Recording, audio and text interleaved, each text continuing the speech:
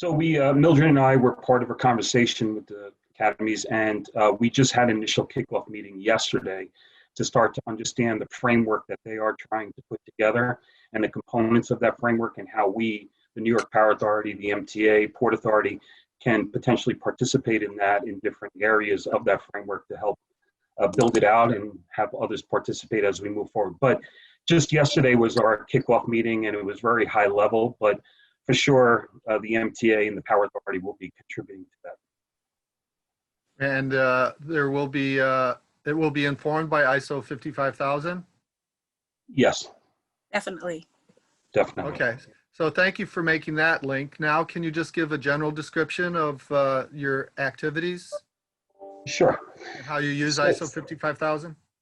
Yeah, so just by way of a little background, again, New York Power Authority, asset management is and was and still is one of our 6 strategic initiatives. Last year, we became ISO 55000 certified. We're nearing the completion of our surveillance audit now, 1 year later. So we're working through that as I speak. It's part of the reason why I was a little delayed and have to leave a little early. But we are certified as of last year. So asset information, the IAM defines asset information as a combination of data about physical assets used to inform decisions about how they're managed both for short-term operational purposes and long-term strategic planning. For NYPA, we like to say within the asset information group, it's getting the right information to the right people at the right time with the right technology to help make short and long-term decisions around our assets. And we really have taken the posture that data is an asset for us. So whether that's through our newly formed data governance committee at an enterprise level, or the relationship of my asset information group, my group, to that data governance committee, all around helping improve asset information, data quality for the Power Authority. Some of the key tenets for us is, for asset managers, is leveraging technology and data to better monitor our performance of our assets, shared decision-making around our data, focus on continual improvement and optimizing customer value. And yesterday, when we had our sort of preliminary discussion around the topic, it was mentioned about COVID and COVID response. So I thought that was key because as part of our surveillance audit that's occurring, a lot of the questions are pivoting around our response to COVID.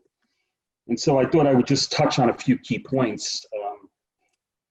For us, it was evaluating our current O&M activities, including outages, prioritization of work that could be paused, and which work needed to continue. Work that was required for regulatory purpose or operational needs continued. But the reason I bring this up is because at the foundation of all of this is good quality, sound data. You can't do a lot of the things I just described around pausing O&M activities, prioritization of work, unless you have good data to support why you're making those decisions, primarily around operation, risk, and performance. As part of that, we established an incident command center, which allowed us to have centralized decision-making, increasing the speed and efficiency of our reporting decisions. So, as an overview of asset information, it exists throughout the asset management system, as we all know. Asset information is a shared responsibility across many groups of personnel and applications and systems. And that's one key point that we really drove home through this effort, is that it's really a shared responsibility. It's not the asset information group's responsibility. It's not IT's responsibility. It's the responsibility of the enterprise to really have good asset information. Just touching on a few key points here, hopefully. So what is the scope of asset information as we defined it for our ISO activities? We have all of NYPA's information. We then broke that down to asset information that comprised of documented information, undocumented information, structured and unstructured data. And that's the tack we took to first starting to look at our data. We built an asset information management system as part of ISO and the requirements of it, 7.5 information requirements and 7.6 document information, both of which myself and my group were workstream leads of. But it's the information management system is based on the Plan, Do, Check, Act. It's initially focused on Maximo, which is our enterprise asset management system. And it provides a framework for expansion to other information systems. And it includes things like our asset information strategy document, which, just to give you a little background on that, as we were progressing through the requirements of ISO, we established an asset information strategy document that comprised of looking at what is the scope of asset information, what is our current state, what is our to-be state, and what are the gaps, and what is the roadmap for us to close those gaps around asset information. So it really comprised of interviews of many people within the Power Authority to understand what their requirements were around asset information, the systems that they use, the data that they use, and in particular where they saw gaps of where we are and where we wanted to be as an organization.